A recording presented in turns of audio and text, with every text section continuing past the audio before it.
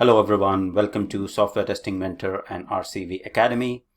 So today's video is not about any of the tutorial series or any of the courses that I usually post on my channel, but recently I was browsing through some of the social media websites, LinkedIn and other groups that I have joined, and I found a couple of people are looking for or asking how do people go abroad, or what is the motivational factor that people think that moving abroad is the option, and how do they basically pursue that option.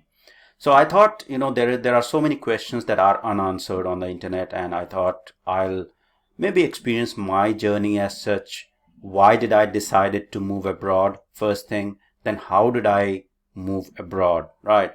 So I'll cover all of these things, career related decisions that I had in my life, in my entire career, and will post a complete series on it, on very major decisions that I have done, that I have taken in my life and how it has helped me. Okay. So the first video I would like to start is, why did I move to Australia, or why did I move abroad? Right. So the first and foremost reason for me moving abroad was the better career opportunities.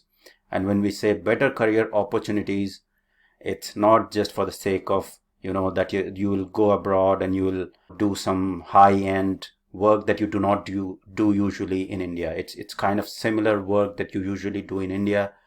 In terms of better career opportunities, is more exposure that you get, right? So you work with different people, you work with international clients. You usually work with international clients even though you are in India as well. But then when you move abroad, you work with them face to face, you communicate with them face to face, and that builds a lot of difference. That brings a lot of difference and a lot of confidence within you. All right. So that was the first and foremost thing I was looking for. Salary aspect, yes, definitely. It is a part of the better career opportunities. When somebody says better career opportunities, it's not just, better career opportunities in terms of work or any other aspect. I was having very stable job in India and very nice job. I mean, it was the best learning of my life happened in that particular job. So it has such a high-end technical learning that I have done, and that is what I have taken up from the company that I left in India when I was in Pune. It is helping me still in my career to excel and propel overall, right? So this was the first and foremost reason. The second thing was, I was living in Pune, and Pune, as anyways, it was very far away from my hometown, and I was away with my parents. It used to take like 30 plus hours to reach to my hometown and meet my family. So I was not able to visit family more than twice a year. The max was twice a year. So it didn't matter whether I live in Pune or I live abroad.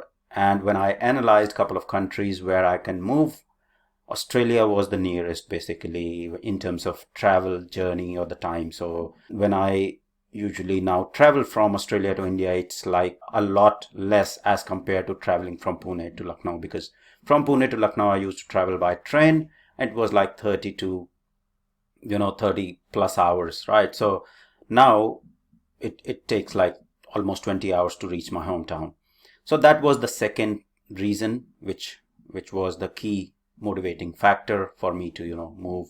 Because if I move abroad, it wasn't any of the loss as such. It was more of a benefit in terms of money, salary, career prospects, working with international clients, and working with international culture and people locally, right? Third very important option is getting international exposure, right? So when I was in Pune, traveling internationally was a big barrier because of the obviously the monetary factor, right? So even if you have to just book a holiday ticket to some international destination, it used to cost a lot.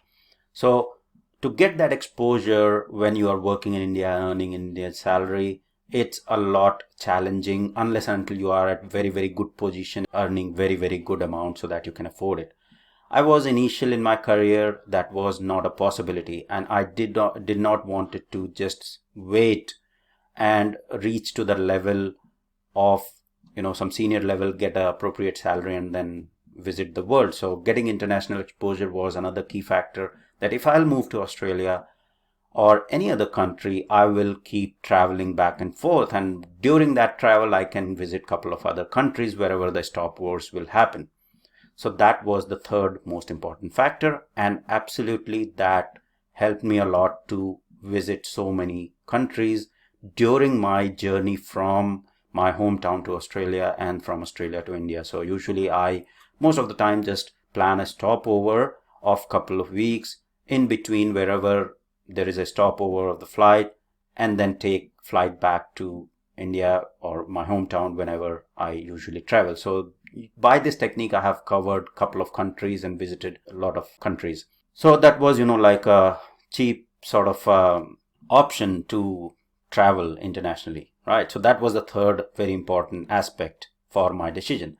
The last and a very important other decision was that how people or how the experience is when you are living abroad, when you live in a different culture, when you live in a different lifestyle. Basically, what is the lifestyle abroad? So that is something which you will only be able to experience when you are in that particular place. Now, there are many misconceptions, or there are many things that people say, that life is not good or life is very good, but it's all perception. It's basically, it might be very good for someone because they love the things that are locally. It might not be very good for someone. So how you perceive things at a particular place in abroad decides what will work out for you, right? For me, I had a clear indication that I want to experience the culture, the lifestyle, how people live, what is the environment basically like,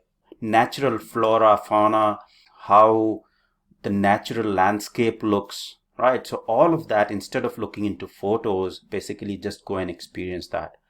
So once you have all these things clear in your mind, and these things were clear in my mind, I decided to go ahead and move from India and move out of my comfort zone and experience the life as much as I can. And that was the key driving factor for me to make a decision to move to Australia. Now, there were many options as such, and I will cover in my next video how I decided which country to move and what were the step-by-step options that I took to move to an international destination and get my first job here.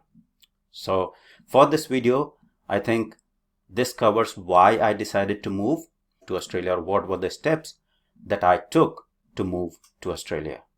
So I hope this was helpful, and it will give you some sort of indication and some sort of visibility around your priorities in your life. So not everyone wants to move away from the family.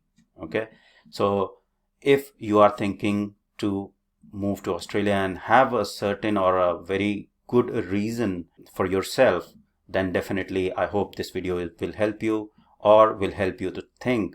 If you are having something in back of your mind that you want to move, then just go ahead, make the key pointers. Why do you want to move? First thing is answer the why within you, and then you will find how naturally. Okay, so that's all for this video. I hope this will be helpful. Thank you very much for watching. See you in the next video. Thank you.